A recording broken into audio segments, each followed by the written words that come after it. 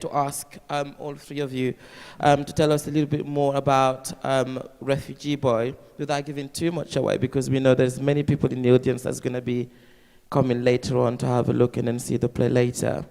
And how did you guys come together to create the play? Maybe I should start because I wrote the book. I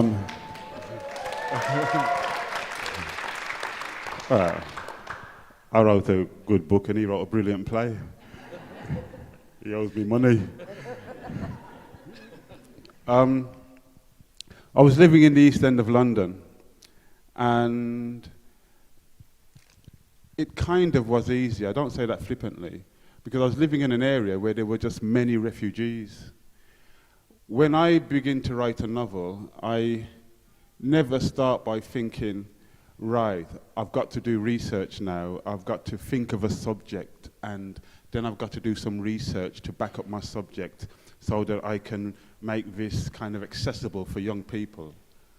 I just go, when I was young, I really did not like reading. I was what they would now call a reluctant reader. So if I was young now, what would I read? That's how I start. And I was listening to all these stories of these young kids, refugees around me. And I noticed on the television it was tended to be about adult refugees. And as a lot of you will know, it was very negative about bogus asylum seekers and stuff like that. But I thought the stories of young people was just not in the media. And so, after listening to all these stories, I thought I just had to tell a story. I heard my website was rebuilt not so long ago, and the woman who rebuilt it for some reason said, Benjamin, you have to have a Twitter feed, and you have to have a Facebook, right? And she did that for me, and every now and again I go and look on there.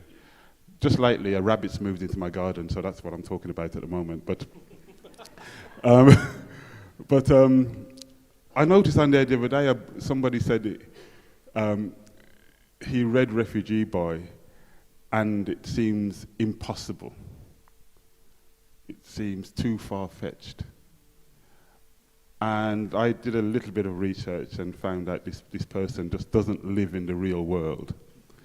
Because anybody who lives in the real world will see the suffering that refugees go through.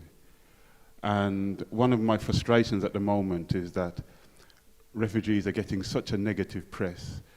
Our country is talking about how many refugees we can let in, yet we are creating so many refugees. I'm going to shut my mouth, and that's why I wrote the book.